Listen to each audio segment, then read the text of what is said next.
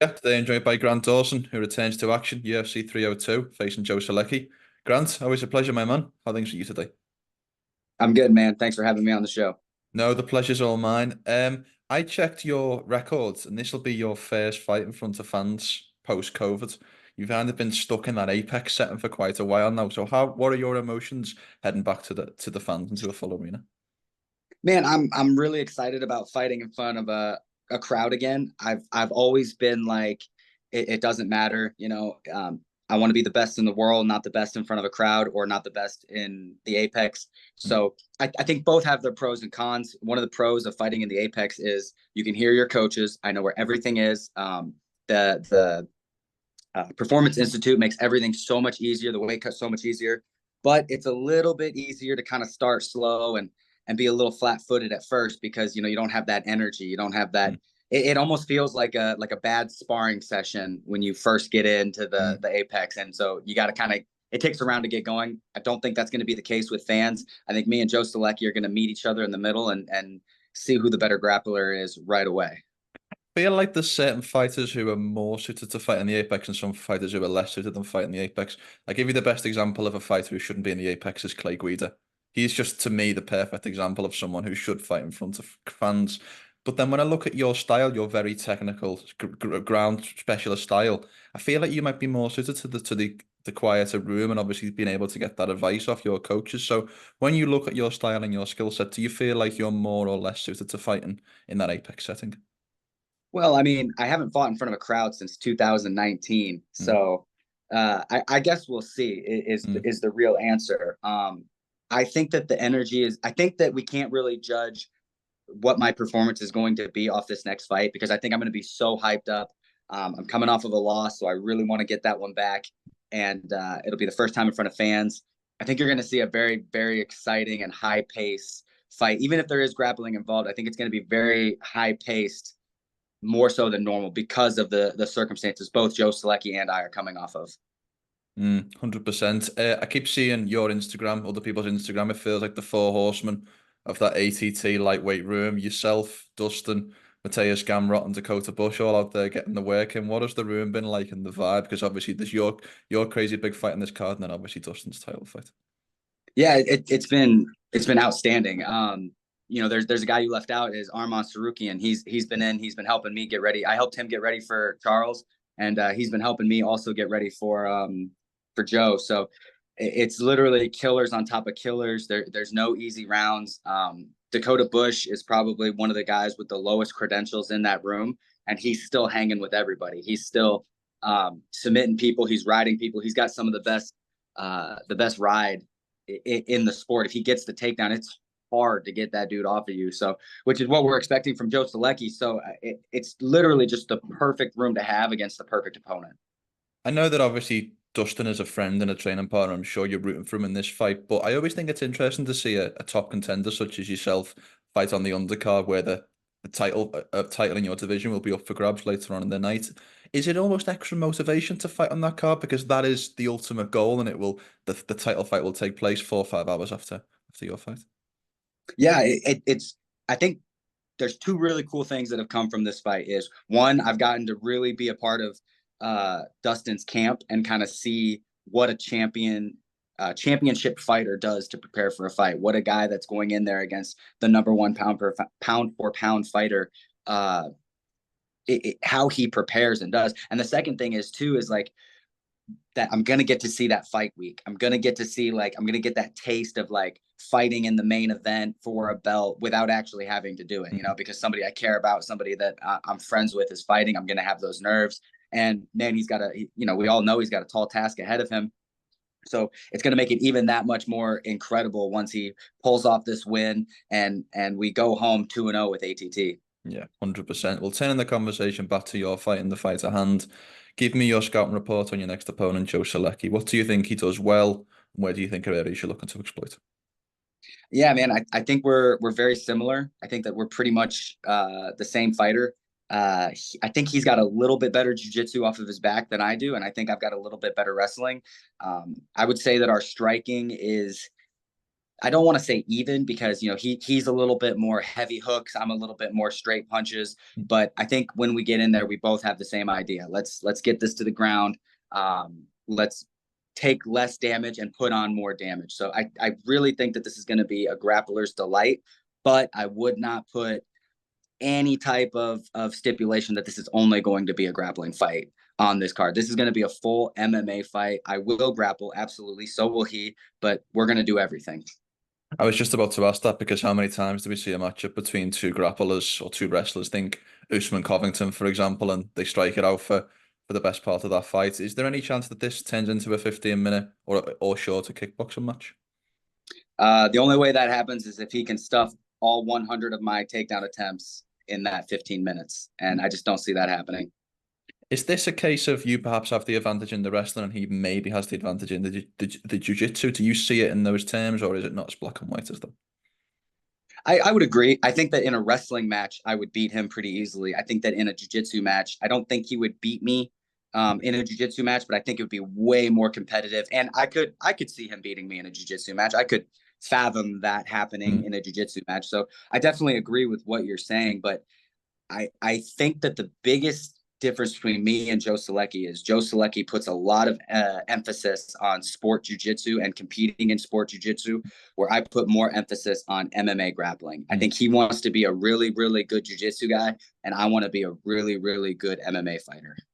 You mentioned it a couple of minutes ago, and I was actually in the room in Austin, Texas, when he's Joe's last fight, that slam loss to Drakkar Close. How do you reflect on that fight, and is there anything that you can take from, I think it was 80 seconds or so in the cage, that you can bring into this one?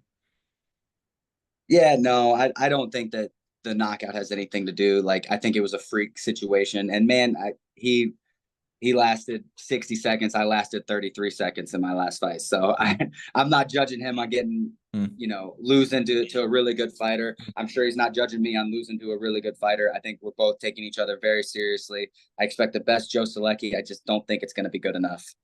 It's interesting, Grant, and I've asked this next question respectfully because obviously you are coming off very similar quick losses, and it's not a situation I've ever actually can recall seeing before, to be honest. Two guys coming off, just very similar situations. Does that add an intensity to this fight? Because I imagine, knowing your mindset and knowing Joe's mindset, that both of you will want to obviously move away from those last performances and kind of right those wrongs against your next opponent. No, I don't think so. I don't think I'm any more motivated than I was before I lost to Bobby. I've always been motivated. I didn't get into this sport to beat Bobby Green. I got in this sport to become a world champion. And I know people are saying if you can't beat Bobby Green, you can't be a world champion. You and I, we both know that's bullshit. There have been plenty of amazing fighters that have lost to guys that they shouldn't have and then come back and had amazing careers. Dustin Poirier, I'm not throwing any shade at the dude. I love the guy. He lost to Justin Gaethje, and then one fight later is fighting for the belt. So, anything can happen in this sport. It's one of the things that I absolutely hate about this sport, and one of the things that I absolutely love about this sport. So, I don't think there's any like, oh, I have to win this fight, or no, man. If I go out there and I lose to Joe Solecki, nothing's gonna change. I'm gonna keep trying to get better. I'm gonna keep looking for a fight, and I'm gonna keep moving towards that belt. I really do not care. I didn't get into this sport to beat Joe. I didn't get into this sport to beat Bobby. I got in this sport to be a world champion, and Joe is next on my list to get there. How do you reflect on the overall experience? I know it was your first main event. We talked prior to that, but how do you reflect on the experience of your first main event and obviously how the fight played out? Yeah, I mean, it was a great experience. I made more money losing to Bobby than I did beating Demir. So I'm very happy with the UFC. I'm very happy with the slots they gave me. I'm a little embarrassed that the first big chance they gave me, I dropped the ball. But I talked to Sean Shelby after the fight, and I told him, like, I'm gonna put some wins together, and I'm gonna make you put me into another main event, and I'm gonna make it so that you can like know that putting me in the main event is not gonna be a bad thing. So I had a great experience. I think I'm going to be in a lot of main events moving forward. I think I'm going to be world champion someday. I'm going to be headlining a lot of cards, and it's just good to get that first one out of the way. And not to keep going back to Dustin Poirier, but he lost his first two main events. So like that was a big encouragement that, like, hey, dude, it doesn't matter how you start; it matters how you finish.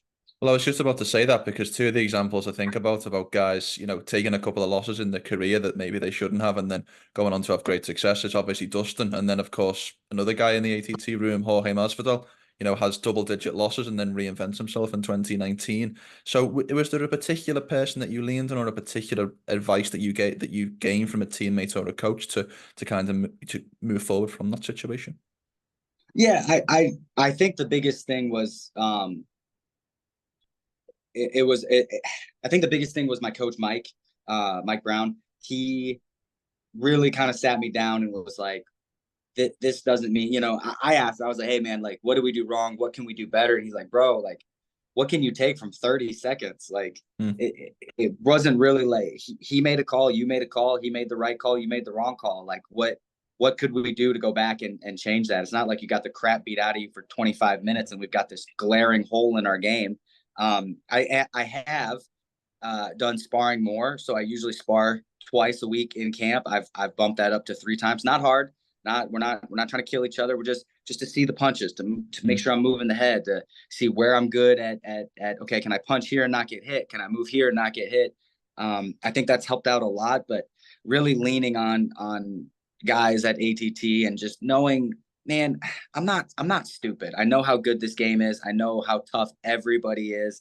And we saw what Bobby Green did to another very good fighter, Jim Miller on UFC 300. Looked absolutely amazing. I think he's going to beat who's he fighting? Paddy Pimblett. Paddy Pimblett. Yeah. I think he's going to beat Paddy Pimblett, and I think he's a good fighter, and he got me, man. Like it's cool. Like I hope the best for Bobby. I'm moving on, bro. I'm going to beat Joe Solecki, and then I'm calling out somebody in the top 15. I love it. I did want to ask about that because that fight was obviously both Paddy and Bobby. Obviously, it's a fight that will take place on my side of the world, so a lot of interest from me. How do you see that fight playing out? I think that I think Bobby will pick him apart. The only real way I can see Paddy winning this fight is by knockout, and we've seen Paddy win by knockout. He's got some pop in those hands, but man, look, I'm no like sniper out there, but neither is Paddy. Like, and I'm telling you, like when I was in there with him, the biggest thing that he had was I could never tell when I was in range and when I wasn't. He's got a weird stance. He walks at you with his hands down. He moves his head in weird spots. And the biggest thing too is I've noticed that he never puts his head in the same spot twice.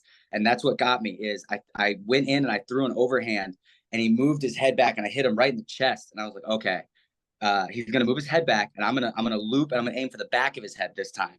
So that when I aim for the back of his head, he'll lean back and I'll probably hit him right on the chin. And then I went to go and his head was offline this way at this time instead. And that cross got me right on the nose, man. But I really think that Bobby's going to pick him apart. I think I don't think he'll put him away, but I think Bobby's going to do a really good job of just touching him, moving him, and not being in one place. 100%.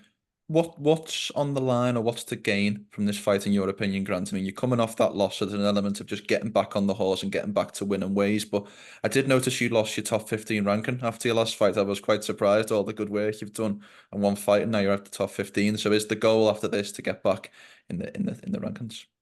Yeah, man. I went from a main event spot, top 10 in the world, to a nobody in 33 seconds. So I don't really know if there's anything to gain or lose from this fight. A fight's a fight. I have more to gain beating Joe Solecki than I did fighting Bobby Green. He wasn't ranked. I was ranked top 10.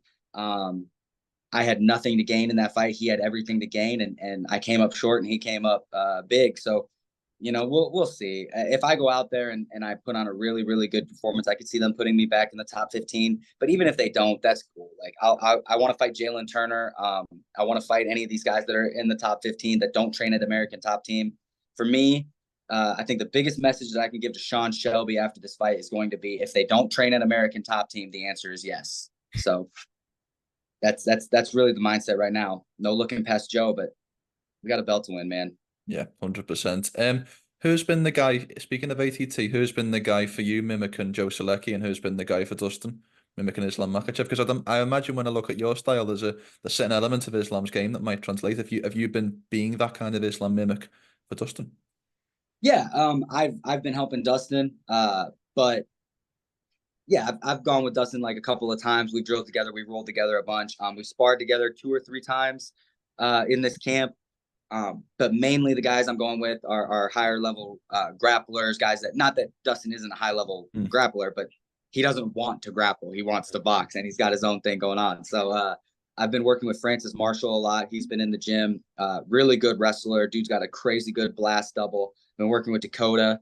Once again, big, strong, beefy farm boy wrestler. Really good control on top. I've been working with jiu-jitsu guys, and then Mateusz Gamrot has been in mostly to help Dustin, but he's been helping me out too. We've been working a lot together. He's got really good wrestling, really good jiu-jitsu. I would be very, very surprised if Joe Solecki was able to hold me down for more than a few seconds in this fight, because that is all we've been working on, is not getting taken down, and if we do get taken down, reversing the position or getting back up. So I would be extremely surprised if he was able to. I think he'll get one. I think he'll get 1 or 2 takedowns. You know, he comes after that takedown hard. He'll probably catch me trying to knock him out and get me down once or twice, but getting me down is not very hard. Keeping me down has to be nearly impossible. 100%. Obviously that's the goal of both yourself and Dustin going into this fight, and I'm hoping that ATT go 2-0 as you guys often do at these cards. What do you think when you look at Dustin's fight against Islam are the keys to victory? Man, I think that if look, I was just in this position that Islam is in right now. Now, not to the same magnitude, but very similar. I fought Bobby Green. I didn't need to fight Bobby Green. I wanted to fight Bobby Green. I was the main event, like everything to lose, nothing to gain. And, you know, those guys end up pulling it through somehow. And I'm a realist. I'm not stupid. I know how good Islam is, and I know how what an uphill battle it is for Dustin. However, if there's a guy that can do it, it would be the guy that doesn't get tired, that has crazy power in his hands, and has a ridiculously good guillotine. And Dustin's got all three, man. I'm not saying that Islam can't beat him, but if I was going to hand pick a guy to beat somebody like Islam, they would have those three things: crazy good guillotine, crazy good cardio, crazy good power. And Dustin's got all three.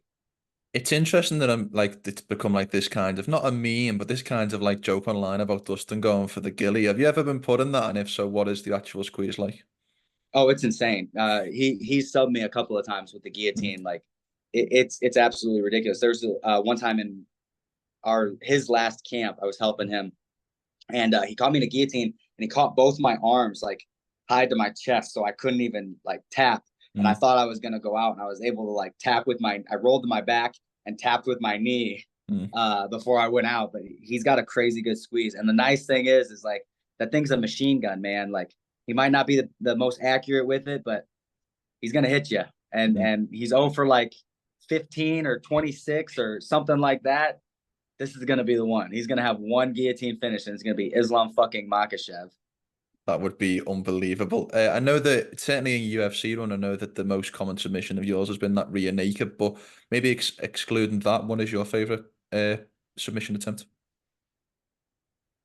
I like the guillotine. I haven't gotten a guillotine in a fight, but mainly that's because people don't shoot on me. I usually shoot on them. I have a really good guillotine that not a whole lot of people know about, and that's one of my favorites, man. I think it's a good solid move. I enjoy arm triangles, although once again, very low percentage for me for some reason, because I got long gangly arms instead of big hulking biceps that you kind of need for an arm triangle. So, but yeah, my favorite submission is whatever finishes the fight. I love it. Well, last question from me, Grant, and as always, thank you for the time. In a perfect world, give me your walkthrough of the perfect fight day. I'd like to know what happens when you wake up in the morning to when you go to sleep at night on Saturday, the 1st of June. Man, I think in the perfect world, we get a good night's sleep. That's the biggest thing. It's hard to sleep sometimes, so we get a good night's sleep. Breakfast with the team. Take my dad with me to go get breakfast with the team. Mess around all day, just watching TV, watch cartoons. Try to make it as much like a practice as we can. This is a normal day. I might bring out the Yu-Gi-Oh cards and mess around with those. Just do a bunch of nerdy stuff that makes me feel relaxed. Get to the venue. Walk out in front of this crowd that's probably going to be booing me because I think he's the hometown guy. Then run across the cage. He's New Jersey originally, yeah. Yeah. I don't know if he still trains there though. He doesn't train in New. I spoke to him a couple of weeks ago. He doesn't train in New Jersey, but he's originally from there. Okay, where's he training at now? Not 100%. I think it's Connecticut. Yeah, I think.